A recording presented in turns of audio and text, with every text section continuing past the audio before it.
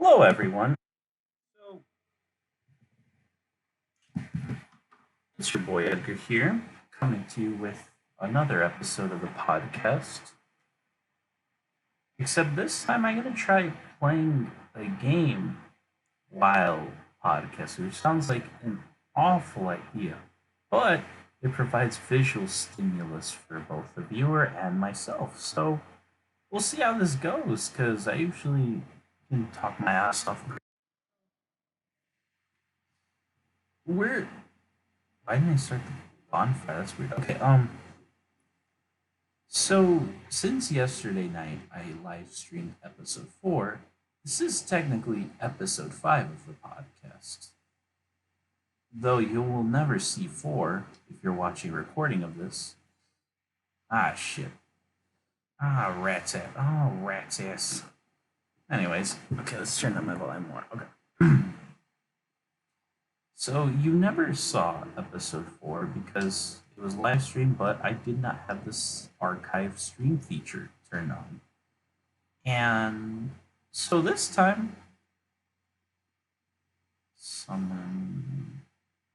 Does Dark Spirit somebody fight? Because I don't feel like fighting, but what's this one? Mad Dark Spirit. Sure, we'll see what nobody is. Unable? Cool. Fine by me. So, because of the fact that that episode's lost in time forever, I just have to move on and go straight to episode 5, which is what you're watching right now. And today, as you can tell by the title, we are going to be talking about the film Face in the Crowd from director Elias Kazan. But first off, let's talk about my week. So, since 98% of the population has not seen episode 4, I guess I could just go over what I've been doing. So, a few days ago, I saw Dark Souls 3 was on sale on PC, and so that's why I'm playing it now. I used to have it on PS4, but this sounds so dumb. The game pissed me off so bad, I just decided to trade it in and put it towards Red Dead Redemption 2. And so, yeah, it's been over a year since I last played this. I've been meaning to get back into it now that I feel older and therefore wiser. And so I'm making pretty good progress so far. I believe I'm 13 hours in, and I'm in whatever this area is. Let's figure our way around here. Anyways, so yeah, basically Dark Souls 3 classes. Recent movies I've seen, I started the show Macmillions, which the first episode is phenomenal, and then the rest of the series just does not keep up with the pacing or entertainment value. Like the story is interesting, but honestly, I think you'd spend your time better just watching or reading a Wikipedia summary of the actual true story rather than watching the show try to tell it to you over the span of 6 episodes or whatever it is. So I do not recommend the show, unfortunately, but it is a good story. I've also watched Camera Person. I got the Criterion Blu-ray for that. Classes are requiring me to watch it, and that is a masterpiece of documentary filmmaking. It's I do not remember her name. I'm not familiar with her work. I believe it's like Kelly Reichardt, something like that. She's this documentary cinematographer, and so what she did is she compiled some shots she's done over the years for other films and even stuff of her own, and put it into her own personal little documentary that's more of just a memoir telling her story through these visuals, and it is the most beautiful thing I've seen. It is, my god, that is a movie. That's my review of it. Yep, that's a whole ass movie. And I highly recommend it. If you have the Criterion channel, definitely check it out. If you're feeling brave and want to do a blind buy, it's definitely a good Criterion blind buy. And if you don't know what blind buy is, it's just when you like buy things in faith without having no real knowledge of it. So basically, like buying a movie based off of like the cover or maybe a recommendation. I'm not sure if recommendation falls under that, but still, like, just buying it for the most minimal of reasons, essentially. That's not a bad one to add to your collection. Balls, balls. Oh God, these bow guys are ruthless. Balls. Come on, fuck you. And this is. I'm sorry. This is probably so awkward for audio listeners, but it is up here on YouTube if I started watching it. Also as a visual, so you could watch it and listen at the same time, so you kind of get like a let's play of sorts and a podcast in one. But if you're just listening to the audio, I apologize in advance. I'm just trying things out and see what sticks, what works best for everyone. Yeah. So, camera person's great. Uh, Millions not so great. Dark Souls 3. Love hate relationship with the series. See, Dark Souls 2 is the only one I really got into. Only, I think, because it's the easiest game in the franchise. There's a lot of cheesing, as is the standard in this series, where a lot of enemies are just bullshit, and the game isn't really actually hard, it's just unreasonably poorly designed at times. But Dark Souls 2 has the least amount of that, and I was able to beat that game like 3 times, and like you can just nuke Game Plus for the rest of eternity. And so it gets like 2% harder each playthrough, but it's still pretty manageable.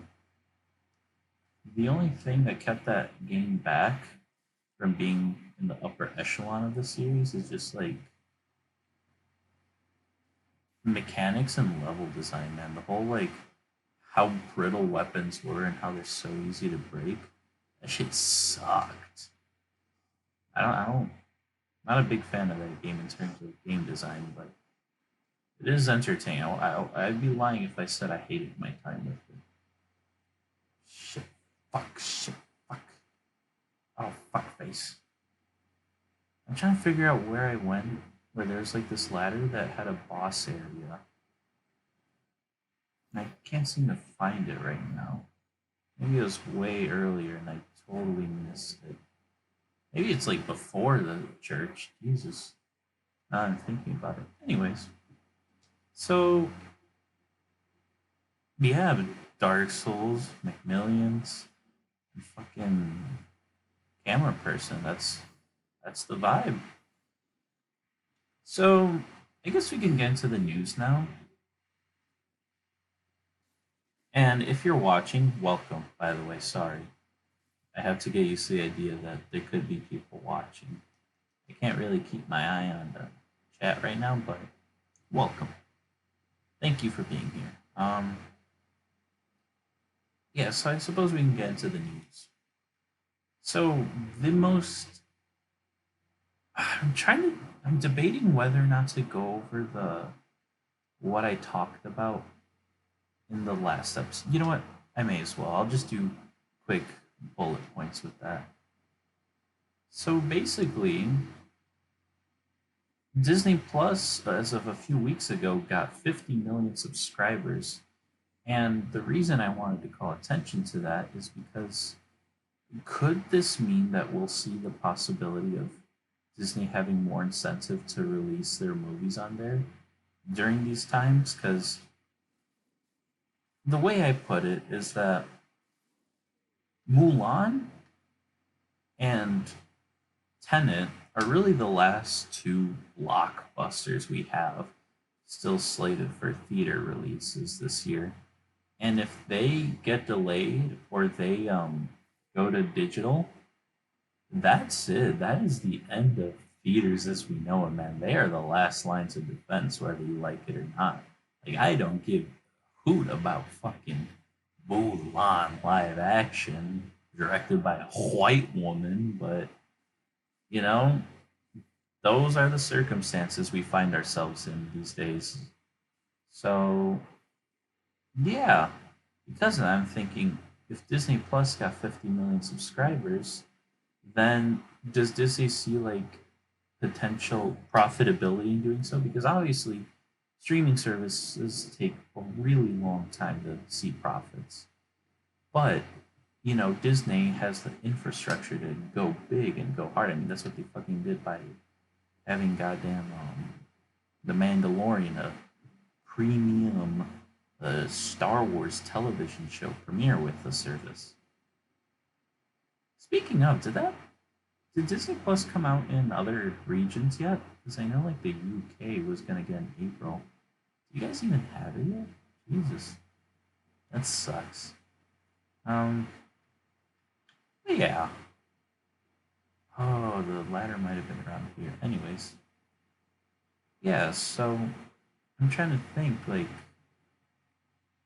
if Disney were to release Mulan onto Disney Plus, there is a possibility that that gets even more subscribers into the service. So the math problem I proposed yesterday with completely inaccurate math, it's just argument sake. Let's say at 50 million subscribers, if they keep this up and keep them engaged, still paying their subscriptions, it'll take 5 years to see profit. Now, if you release Mulan, that will get a lot of more subscribers interested so that they can see this new big release at home for only like $7 a month and a bunch of other stuff. So, from that decision to push Mulan into Disney Plus alone, let's say you get 20 million extra subscribers. So now you're at 70. So now your rate of profitability goes from 5 years to, let's say, 3. And once again, this is not exact math, but it's just theoretical. So maybe Disney, maybe I don't know much about numbers and maybe they've been calculating the possibilities, but I'm just saying the fact that they have 50 million subscribers might change a lot of things around here. I mean, they're already releasing Artemis Fowl onto Disney Plus, which is supposed to be theatrical release. Scary times, man.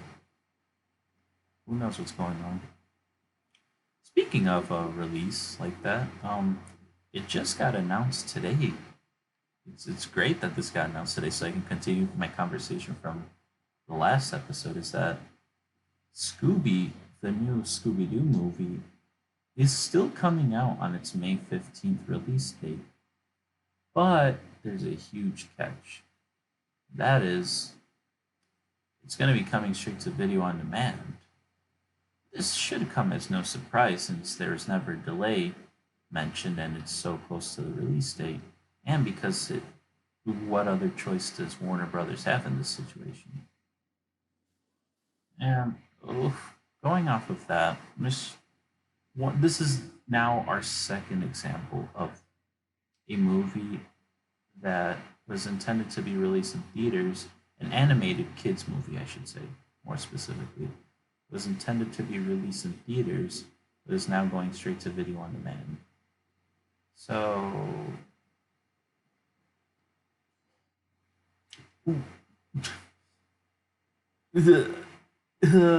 SOS, because guess who Warner Brothers is also heading, or what movie they're also doing? Tenet. And as I said in the last news story, Tenet and Mulan are the last lines of defense for cinema. So if Shaggy, what fucking Scooby, if Scooby does really well on video on demand, then Warner Brothers and hell, even other companies are going to start to take notice and be like, hey, wait a minute. You mean there's actual money just giving it to the people instead of pushing it back and delaying profits? And it's like, I don't want a movie to fail because a lot of people worked hard on it. And that's just fucked up to wish failure. But at the same time, if it does succeed, it could be one stepping stone towards the catalyst that is the end of movie theaters as we know it. So I just think it's very interesting that shit's going down like this so suddenly. Like everybody's making a decision by the day. Like I said, no news was coming out, like nothing was happening, so I wouldn't even bother talking about news segments during this pandemic. But turns out shit's moving at a million miles a minute out here. So I'm just waiting for the day that they either delay. I keep wanting to say Dunkirk, Tenet, or if they just straight up fucking pull the trigger and release that shit on video on demand. Like at this point, it's a sign of the times, man. I don't know what to tell you. Like if they do delay it, then movie theaters will have nothing to depend on when they reopen, if they even reopen, that is. And if they release it on video on demand, theaters will still have nothing, but it'll hurt even more because an alternate provider is providing what people want, which is video on demand services are providing the new Christopher Nolan movie. Like, he makes the kind of movies that will get just about everyone into the theater. Like, it is, I can't speak for everyone, but I would say it's quite rare to find someone who be like, yeah, I'll find the new Christopher Nolan movie online and watch it at home. Like, no, no. Everyone wants to go fucking see that on the biggest screen possible. Like they will pay money, good money to see that and get the theater experience. So by releasing it at home, you'll lose that. But people will still be willing to pay to see it day one because it's a highly anticipated movie. Oh, goddamn, I didn't know they had view on me. Anyways, so that's why this whole Scooby thing just feels like the world is watching kind of thing. Maybe not even. Maybe I'm just overthinking it, but at least I'm paying extremely close attention to how studios are taking all of this. Because once again, these are scary times and we'll see how things go and if theaters will survive. And also, I think that just came out in the news today is that the Batman has been delayed to next year or late November 2021. I think it was always intended to come out next year, so that's not a big deal. But all the way till November, we won't get it, man. That's fucked. I was just talking actually a news article yesterday about how Matt Reeves talked about how this they shot about like what 25% of the movie, and now that the production has halted, he's just had time to look over the dailies and like reconsider the tone of the movie and how he wants the feel of it to go, and then reflect that into when shooting resumes. But now that the movie's delayed to November, will that mean he has even more time? I don't know. We'll see. Shit's crazy out here, man. And I'm trying to remember if there's any other news stories. I'm telling you, I had this all down. I had the. Oh, I thought that was an enemy. I had the articles all pulled up on a tab and shit. It was crazy. It was a legit business I was running. I guess one more thing. It may as well be mentioned just because why not? Is the fact that Rock Lowe is in talks to star in a scripted Tiger King series. They're not Tiger King, but like based on Joe Exotic series, I should say.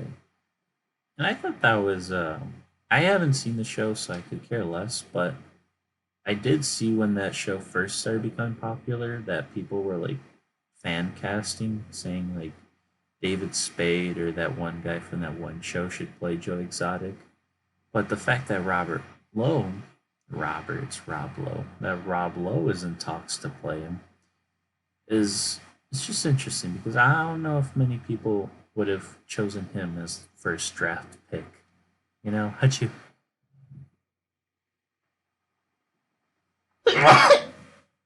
Bless me.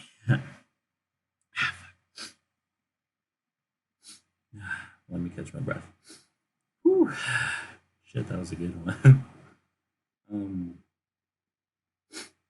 oh, I remember where the boss is now. We're headed there now. But yeah, that's about it for the news I have today. So the movie I want to talk about today is A Face in the Crowd, directed by Elias. Cause Elia? Are you serious? Have I been saying his name wrong this whole time? I thought there's an S in there. Swear to God, Elia Kazan. Look at look at us. Who would have thought? Not me. I'm learning shit in real time on my own podcast. We're all bound to learn something every day, you know. So this film is from 1957, and essentially it is about a guy named Lonesome Rhodes. There's this very charismatic guy who, when the film starts, we find him in prison, and a radio host comes down to the prison to interview and talk to the people. And when she gets to Lonesome Rhodes, he's like super charismatic. So later that day, he gets out of jail, and she drives by him as he's walking down the road, and she's like, "Hey, you want to come to the station and do a show for us?" And he does it, and so more people listen. Then he wins over their love and respect, and then he gets bigger and bigger and bigger until it all comes crashing down. So that's just a really basic way of summarizing the movie. The themes are, the price of fame, power, corruption, greed, and shit. And if you haven't seen the movie, this is the part where I tell you I highly recommend you go watch it before we go into this talk slash spoilery analysis of the film, because it is truly one of the all-time greats in my opinion. And though it's from 1957, it's one of those that has truly aged like a perfectly fine wine. All right, well, now's your time to make a decision. If you want to watch the movie, cool. If you don't, then stay tuned. I guess I'll very elaborately explain what makes it so great. Okay, so as I said, the film starts out with Lonesome Rhodes in prison. He's just laying there with a hat covering his face. He's socially distancing himself, if you will. Oh, I got a DM. My bad. I got distracted. Um, yeah, he's essentially socially distancing himself, and eventually the radio lady goes up to try to talk to him. Marcia is her name. She runs a local radio station. And so she goes up to him and is asking questions, and he's like, go away. I don't want to talk to anyone. And he, is about to get aggressive. He removes his head and looks up to see who's talking, and he sees that it's this fine ass woman, and his tune completely changes. He's whistling an entirely different song. He's all nice, like, "Well, shawty, look at you," some shit like that. And so then he starts singing, and everyone's like, "Oh, wow, he's great." And then he gets out of prison or jail, and Jesus, fuck, these dogs are relentless. He gets out of jail and is walking on the road with his buddy Petey, I think his name is. And she pulls over because she's with her dad, who like owns the radio station. She, I guess, runs it. And she's like, "Hey, we really liked what you did. Come with us to the studio, and we'll do a show for it. You do a show for us." And he does it, and everyone starts listening, and he appeals to the everyday person by talking about like how there's that this is for the women out there who are scrubbing behind the stove and shit like that, like super specific things. that appeals to the average American. And so, because of that, he gains immediate respect and admiration from listeners. And at one point, he's talking about how the governor, the senator, something like that, has a pool and it's really hot out. And he tells all the kiddies to go over to his house and use his pool. And because of the fact that he's garnered this respect and likability, they actually listen to him, and a bunch of people end up going to his pool. And that is the first sign of the film showing us his power and influence and how, like, he's essentially the 1950s Kylie Jenner. He's a social media influencer, and the social media he uses is the radio. And so then at that point, he starts telling people to do more things. Like, he gets an offer to be on a television show. And when he's on there, he brings a black woman onto the television and she shares her situation.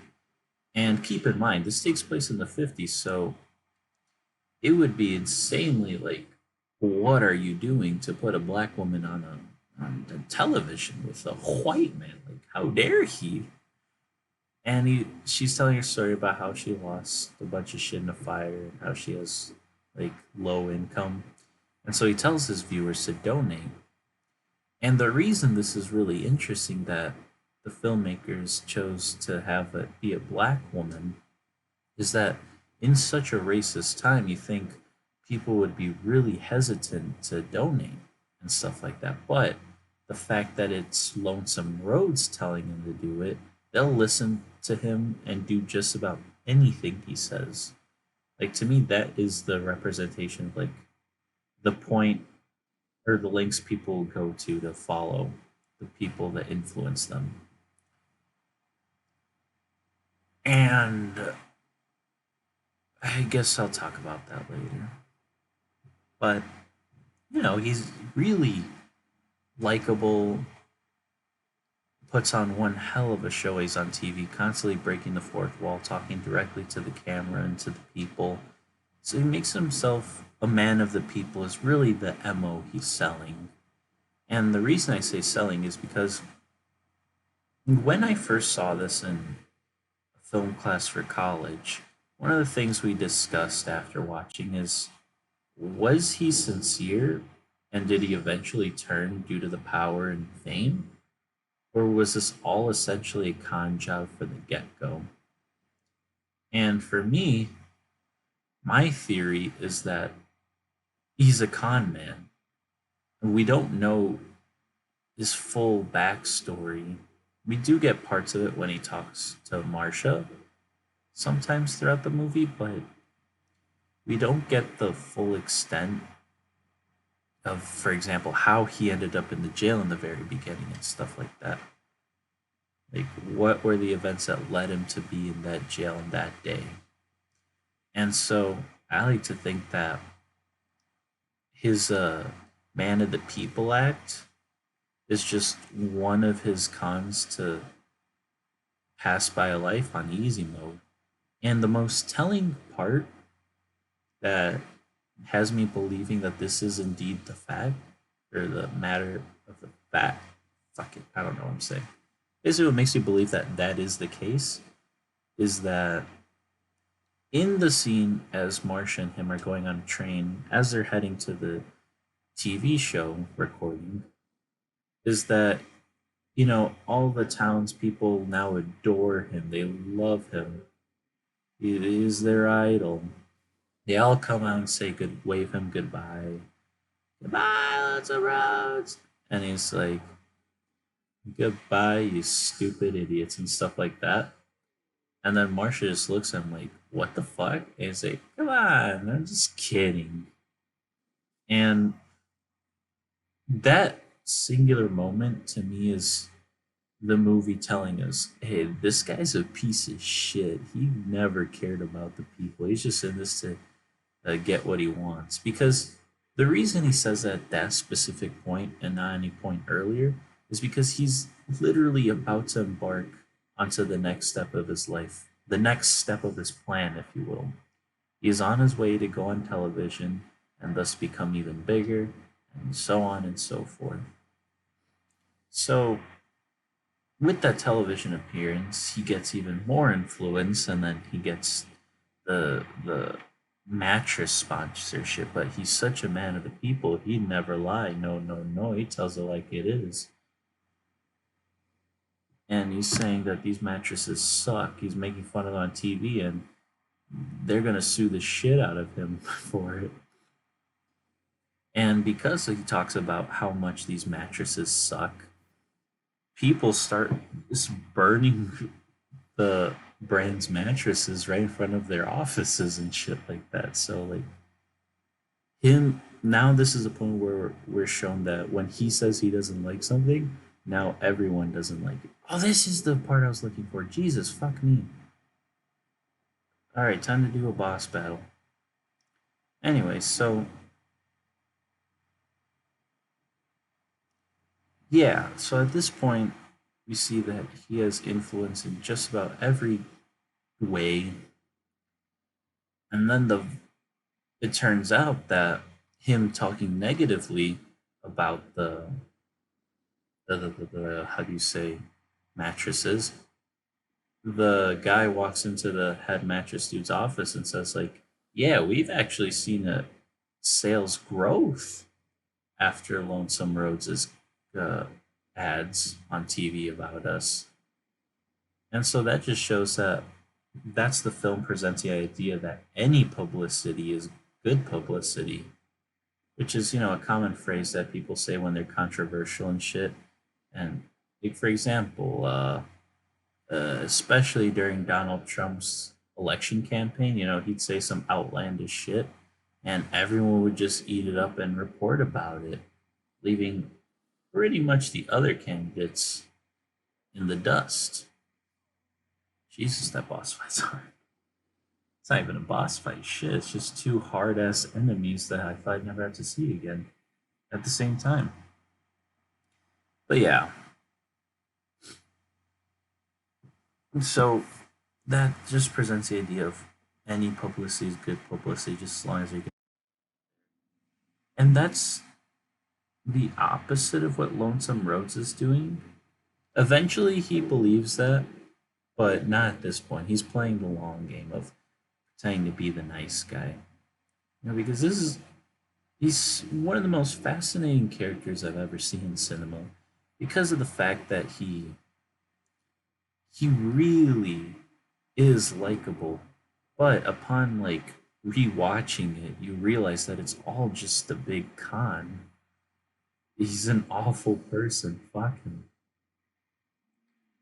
And so that just ties into the theme of like influence, the power of influence, and how you could do as much bad as you want to a person, but it'll still somehow, or talk negatively about a product, but it'll still somehow bring attention and sales to them. It's insane. Is that my souls? Where are my souls? There are my souls. All right, I'm gonna get the fuck out of here and cash them in before I get horribly murdered down here. And the character of Marcia, she just follows along for the ride. Because Lonesome Rhodes is essentially Frankenstein's monster, and Frankenstein in this case is Marcia. She gave him the platform to begin with. She gave him the voice he needed to control the masses in a way. And it gets so ridiculous to the point that the Vitajex sponsorship is also really telling, because the first time we are presented with Vitajex in the movie, it's the people at the company where they have like the analyst or research guy, or whatever, from the company be like, yeah, Vitajex doesn't give any health benefits at all. Like this is just like sugar pills or some shit. And then the head guy's like, well, what the heck did we hire you for? And that just shows the idea that companies don't actually care about the results of research they themselves fund or do. They only care when it proves them right or benefits them. Like a lot of companies do their own researches. Like M&M's probably does some research on the health benefits of chocolate, but make them into a super biased manner where you'll never really know if it's reliable or it's completely biased in many ways. And so, Lonesome Roads, he knows that the product is full of shit. When he goes into that meeting for the first time, he just straight up tells them, like, these fucking sugar pills, but he puts on a show for them, like acting and be like, "Ooh, I got this energy," and then he chases off the the assistant or whatever lady out of the room, and that's when they're like, "Oh, he's great. He's perfect. He'll sell Vitajex through the roof." And then there's that really good iconic montage of the Vitajex song and watch watch those numbers, and you just see the graph keep going and going and going, and he's just making them more money, and at the same time through that, Lonesome Rhodes himself is becoming more successful, more powerful, and then it cuts like a few times to just his mouth laughing, and it's like such a it's that laugh that people do in movies when they're evil or they're becoming rich. Like, ah ha ha ha. It's such a great laugh. And so later on into the movie, now at this point, he has amassed so much power that he even he's hired by a presidential candidate, a senator, I believe, to basically teach him how to be likable, which is so. Oops, I was confused for a second. My bad. Which is so pathetic and hilarious. I can't help but wonder if actual presidential candidates have to do that, where they have to get training from people who have amassed goodwill from the masses and just try to fucking, I don't know, become a whole new person. That's what Lonesome Rhodes tells him, that he has to become a whole new person. He has to give himself a nickname and shit like that. And when show, he has to have a thing of hay in his mouth to look like a real man of the people. And so at this point, Lonesome Rhodes is now teaching people, like others, how to play his own game, to essentially fake who he is and present themselves in a specific way to people to gain benefit, which in this case for the senator is the presidency, and for Lonesome Rhodes, just more fame, more power. And then it reaches to a point where I guess towards the end is when shit hits the fan, because at this point, um, there's this really weird, out of place subplot where his ex or his wife, because they never got actually divorced, and they explain why, but I'm forgetting exactly why. Basically, long story short, they did try to get divorced, but they're not like legally separated. So the woman's still technically his wife, because Marsha's happy and she wants to be with Lonesome Road. She falls for him, but then this bitch comes into her life and makes her realize, oh shit, this man's playing games. And then he's like, no, Marsha, uh, after I choose the pageant winner, first thing I'm gonna do is go to Mexico and get that divorce officialized and stuff like that. And she's like, okay, Lonesome, I love you, Lonesome. He's like, you sure do, honey. Probably not, but that's basically a summary of her interactions and his reactions. And so once he goes to the pageant, he ends up choosing a high schooler and fucking marries her. Jesus Christ.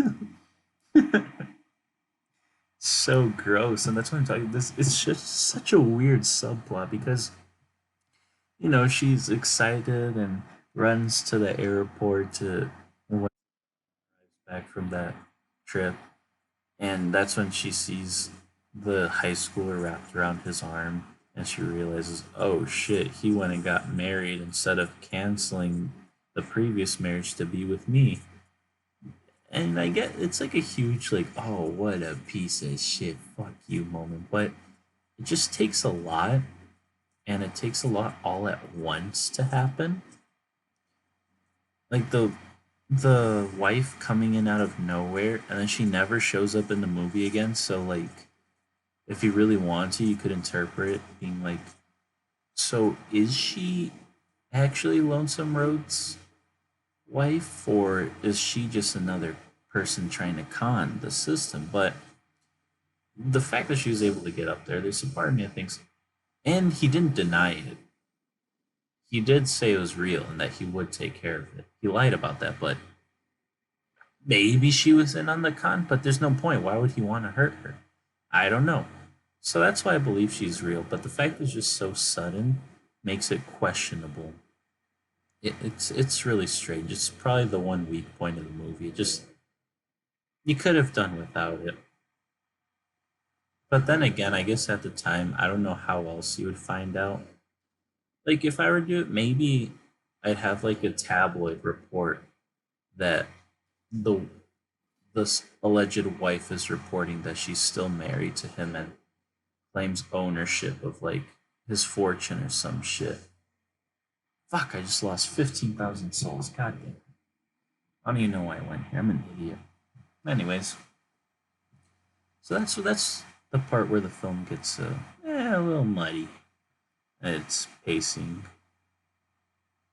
But then I haven't even talked about I can't even remember what he does. I guess he's like maybe his agent or something. Oh yeah. Then for Lonesome Rhodes's new wife, the high schooler, she ends up cheating on him with this scummy agent who I believe is the one who gets him the Vitajex deal or some shit. That guy, like his only purpose was to lure him into essentially his further descent into power and madness. But really, the only times he's ever important in the movie is that, and when he's the one that his wife cheats on him with. So once that's just another like, a little weird element.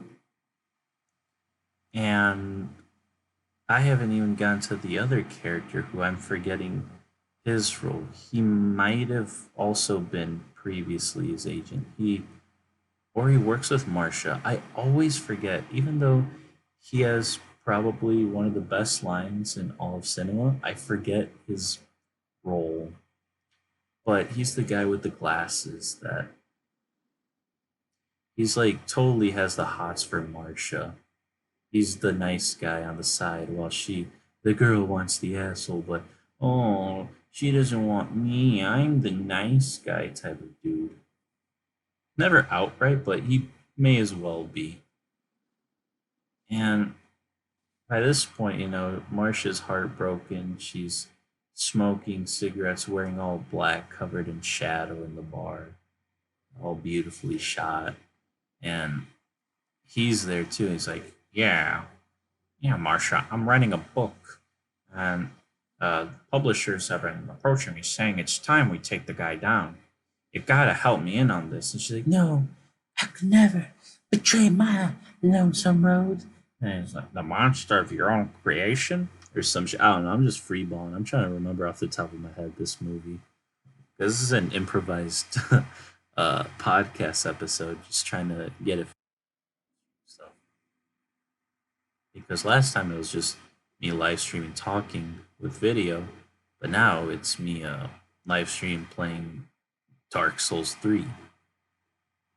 we'll come to the conclusion by the end, but of which I prefer. But for now, we'll just keep going. Sorry about that. Anyways, um, yeah. So then one day, this is where the climax happens. Well, I guess the movie's very end would be the, like, I'd say emotional climax. But really, the story structures climax happens when one day they're doing a recording of the show. Marsha's super late, like on purpose. She shows up and she stares at that mic volume button because during the breaks they turn down his mic so the audience can't hear him, but you can still see the video playing as the credits and sponsors and shit are going on. And so she ultimately decides to, fuck, I died. She ultimately decides to pull the mic up so that the audience can hear what he's saying in the mics, and he's just saying, "Look at all those stupid people. They'll listen to anything I tell them." Like, it's the most self-incriminating possibly say. It's like, "Good night, stupid idiots," and people are calling in, and be like, "This man is horrendous. I want him off the air immediately." And there's that really great moment where he's going on the elevator. He's like, "Take it down, all the way down." Intercut between shots of people like being angry and talking about, "I'm never watching Lonesome Roads again." You know, like the elevator very obviously is representative of his career at that exact moment. And God, it's so good. And then, fuck, why am I drawing a blank? It's like I'm not even putting effort to think right now. And then, while that's happening, Marsha's just, as soon as she does that, people are like, "No, what are you doing?" And she's just holding down or holding the volume up on it, and she's just crying, like, "I can't do it anymore." And it's just so heartbreaking because, like, she had to kill her own creation essentially, and it hurts her to do something like this. It's like she completely destroyed this man's career. It's not something you do lightly, you know.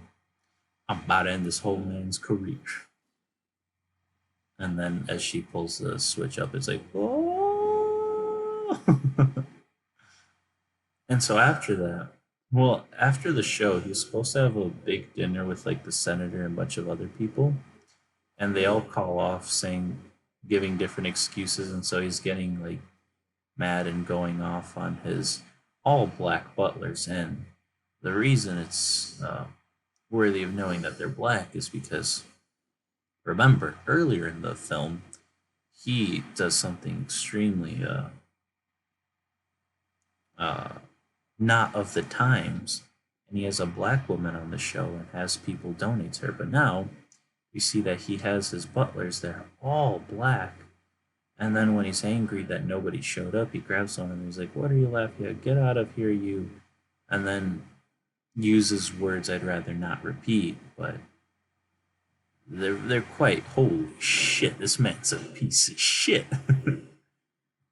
And by that point, we just see him at his absolute lowest.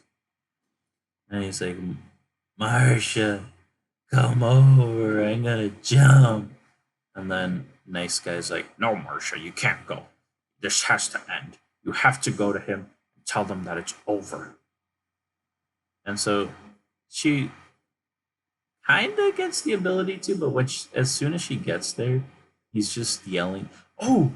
And there's this the most ridiculous shit ever, but I guess it had to be introduced in the movie at some point so I could have payoff at this final scene. But once he's like becomes super wealthy and powerful, he has Petey, him and Petey invent and build a fucking laugh machine. And it's this massive machine that's like unreasonably big. That all it does is play laugh tracks at different volumes and of different intensities.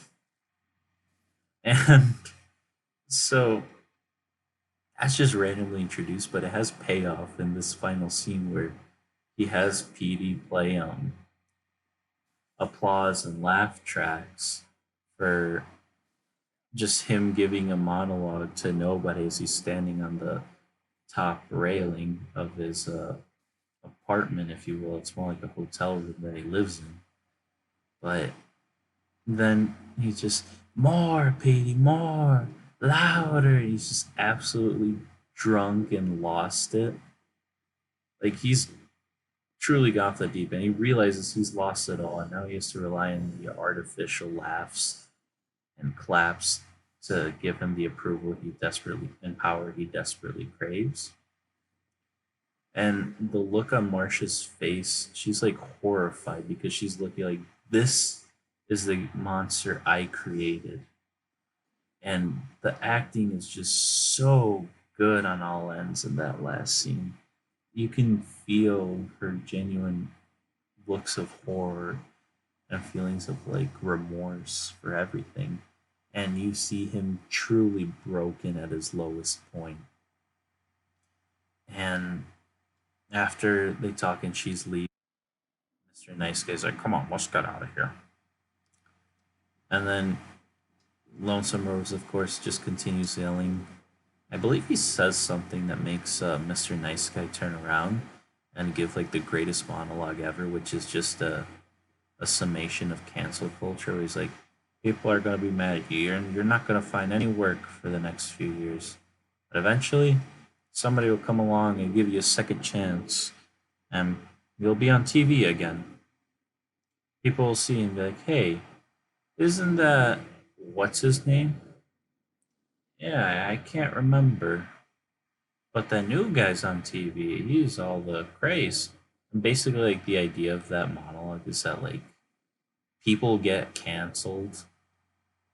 That's not the terminology they, of course, used back then, but, like, that's the idea, essentially, that Lonesome Rhodes was canceled and that his career isn't over. It's hurt for now. Like, nobody will want to hire him, but in a few years, he'll try to get back on his feet again. He'll try to become relevant, but he will never reach the heights of fame and success that he used to, and he'll be forgotten. And that's the idea that, like, for power. Oh shit! I got shot off the fucking bridge. But that's the idea. Like, what's worse, being forever shamed, or eventually be forgotten? And the way he puts it and delivers that monologue makes it seem like, and the way he directs that Lonesome Rhodes is like, makes it feel like the worst thing that could happen to Lonesome Rhodes is be forgotten. Like, holy shit, that's him as a fate worse than death. To be told, hey, what's that guy's name? I remember what's his face. And then the movie just ends with a shot of like the city and the building. It's just like, Marsha, Marsha, don't leave me. And that ending feels like such a screenplay ending. And it doesn't play out conventionally. Like, that's such a dark tone to end on. There's no like happy music to see Marsha and the guy drive off or something and promise each other of a better and new life or anything like that. No, it just lingers on the exterior and Lonesome Rhodes just screaming, Marsha, in horrible pain that he's lost everything.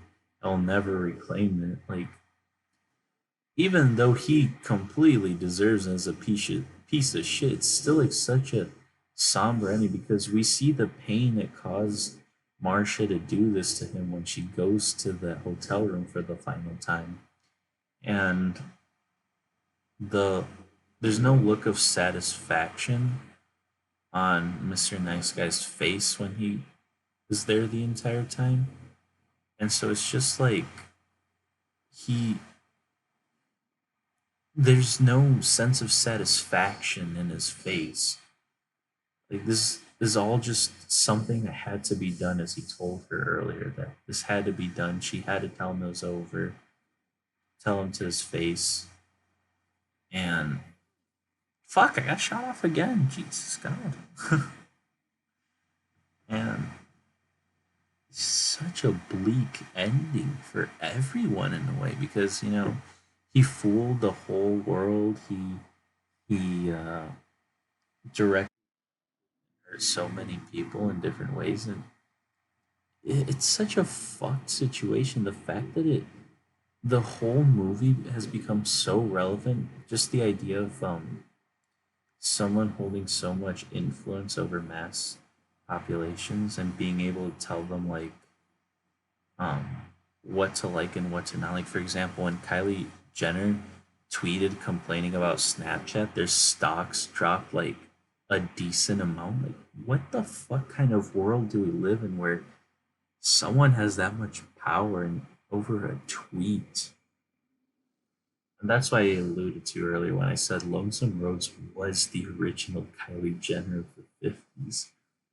And it just sucks that, technology is supposed to make things better, but all it did was further the ideas presented and that were a thing back then for God knows how long. Like, probably since the beginning of time, there's been, you could call Jesus the original social media influencer, if you will. That man, he didn't even use radio or television. That motherfucker used the book. He's still got people following his ass to this day. So it's just the idea of like power and what people do when they achieve it. Why do people want to achieve it? And shit like that. Like, it's insanely good. It is a masterpiece of the ages, and it's actually Andy Griffith's first film role, believe it or not. I'm not sure. I believe he might have been like, hmm, could have been in TV before, so I'm not exactly sure.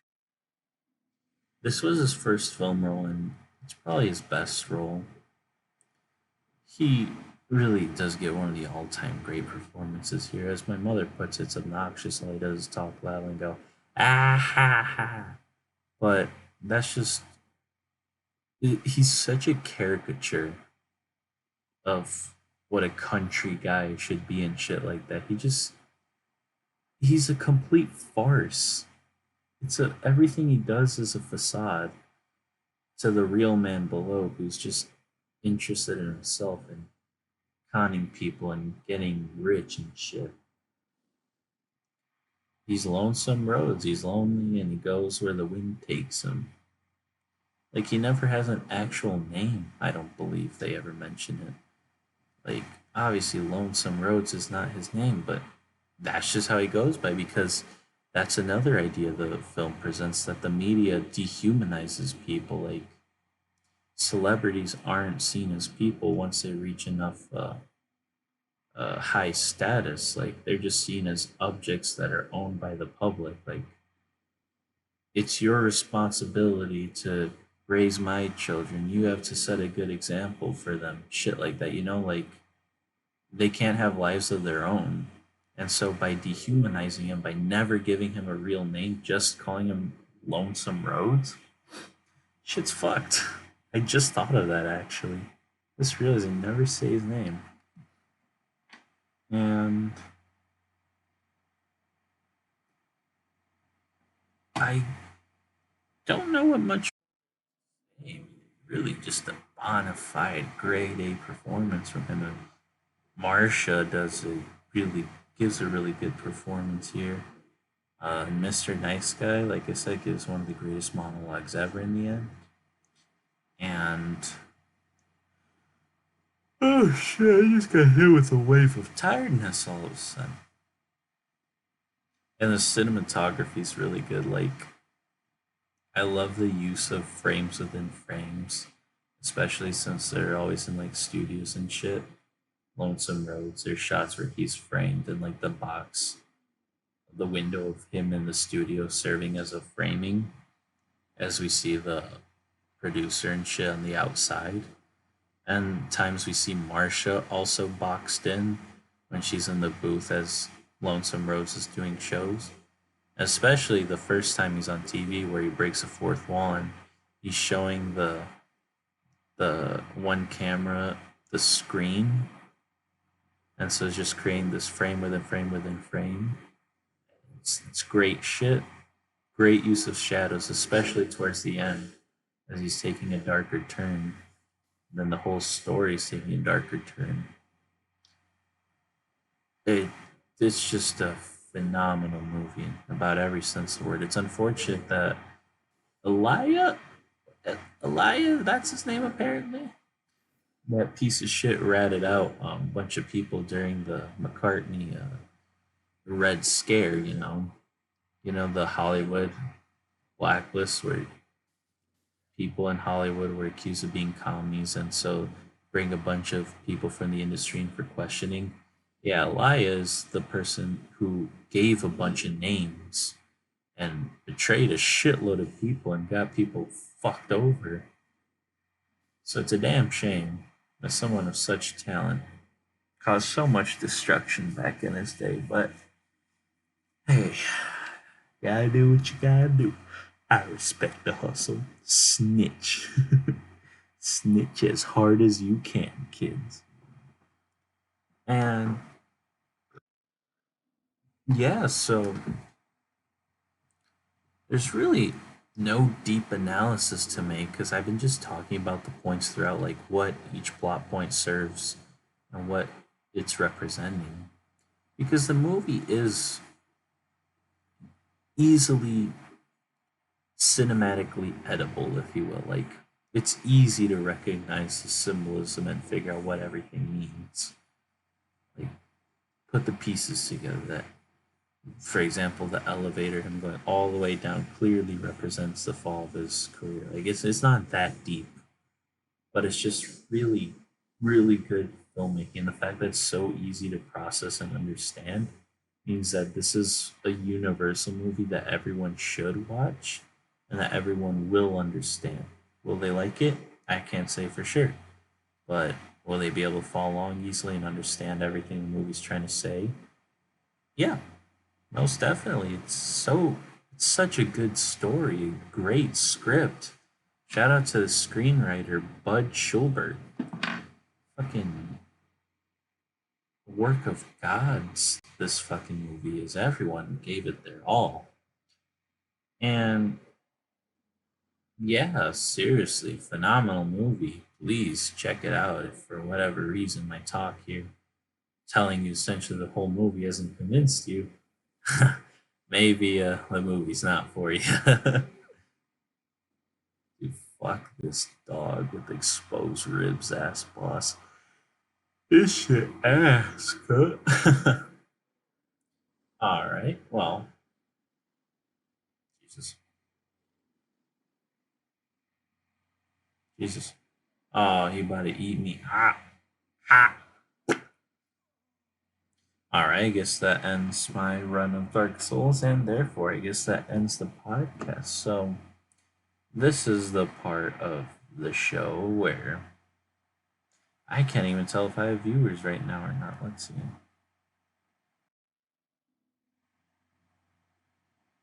Do I? 1 minute. What?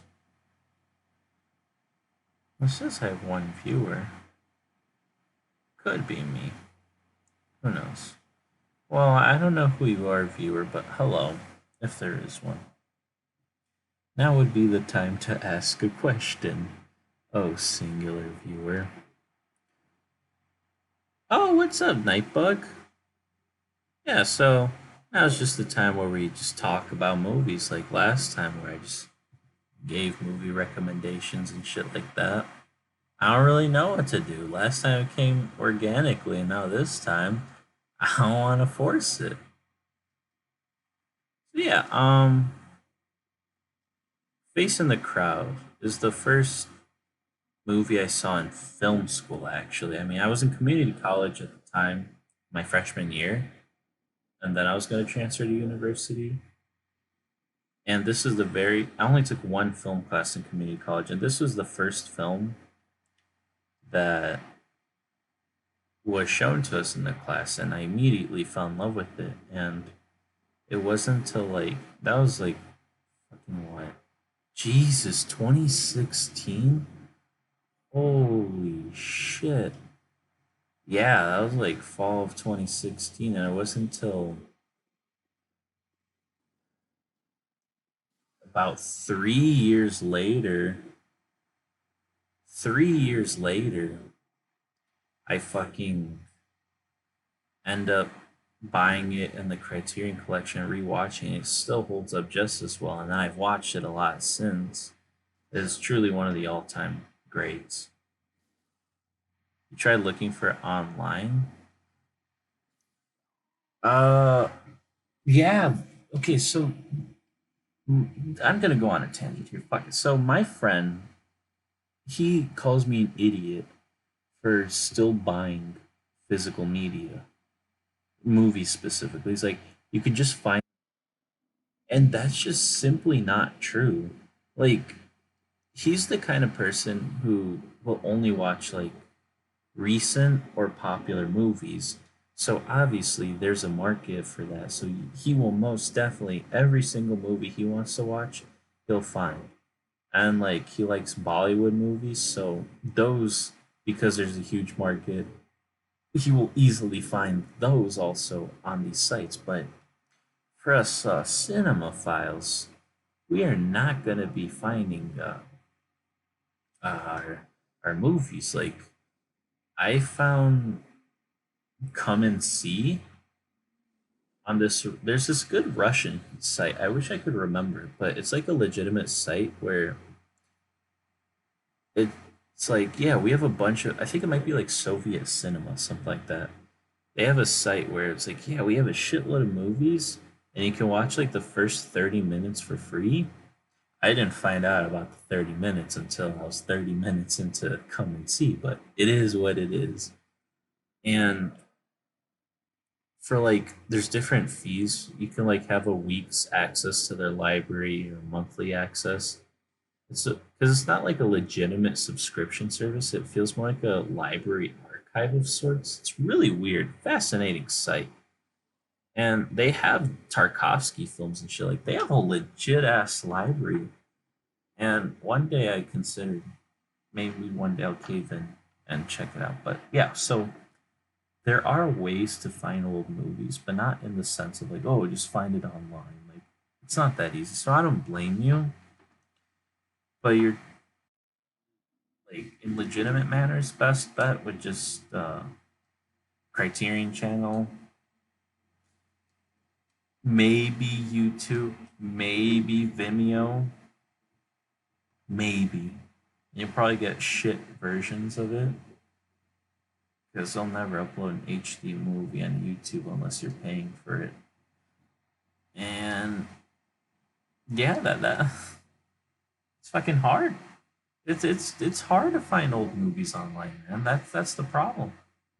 That's the channel I forget. The Criterion. So fuck, I don't know if you can see. Ah, well, I'm being killed. It's the C logo, like Criterion, Criterion.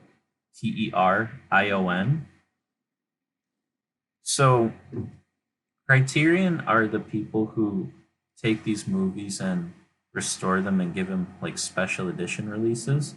But about a year ago, they launched a streaming service, and it's like the first 2 weeks are free. After that, it's probably like $10 a month, but they have their entire collection on there, I believe. And in addition to that, they do get like movies that are newly released sometimes. Not really. Like there's this one foreign film that came out 2018 that I think they got exclusive like streaming premiere access to. They're primarily more like a classic films. Like Janus Films works closely with them. If you know who they are, they also like are a company that redistribute old classics. Tarkovsky films, I believe. They're the ones who are uh, releasing Come and See, but they release them through Criterion. So You got Janice Films movies on there. You got just a bunch of shit. I mean, it is a presumably fantastic streaming service that I just cannot afford. And that sounds hypocritical because it's like you're spending like what around $20 per Criterion Blu-ray, and you can't spend $10 a month on the streaming service that gets you the same movies. It's just not the same, man. I'd rather own them. That's why they're Criterion. But yeah, if you really are interested in just watching a bunch of movies, like good quality cinema that's not completely mainstream, if you will, that like you'll probably find a lot of new movies you've never heard of, new ones that you love. Yeah, it's definitely a great streaming service for that.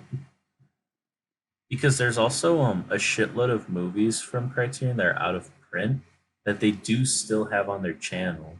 Like they did a laserdisc release of Raging Bull back in the day, and that's on their channel. So like it's really the ultimate Criterion collection is on that service, if you will. Highly recommend it. Oh fuck, this is hard. But yeah, that is long story short, your best way of watching A Face in the Crowd. Lots of good movies, legitimately. And what's interesting is that soon they're starting to release Netflix movies on their Criterion collection. And I'm wondering, will they ever, probably not, but will they ever have the rights to stream it on the Criterion channel? That'd be that'd be something interesting to see. But yeah, yeah, you get it. Don't let me talk your ear off. And how are you, Nightbug? What's up? What's poppin'? What have you been watching lately? Now that we're here.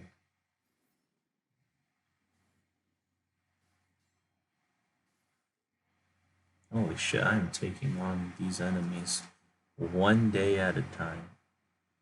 Yeah, yeah, I felt that. Sigh, Everything's just, eh, the Masters. Oh, yeah? The Masters, as in,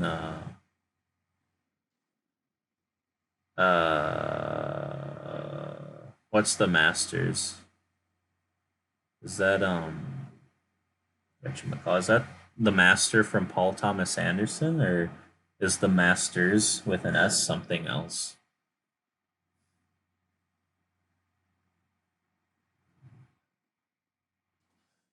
God damn. Careful. Careful.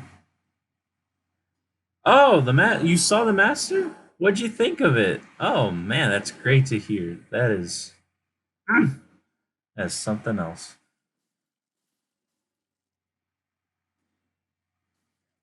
Oh my god, this boss is just impossible, man. Holy shit.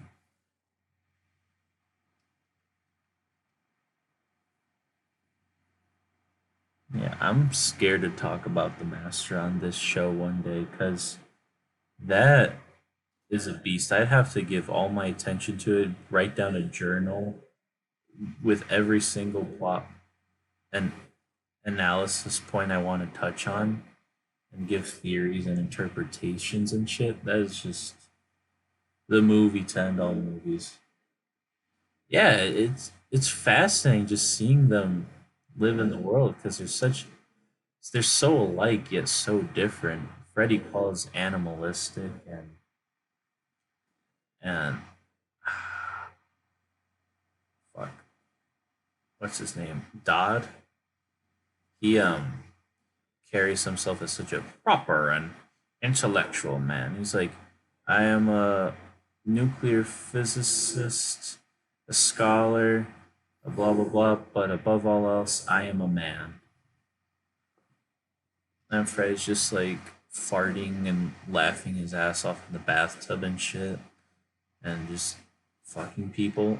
He's an animal. It's great.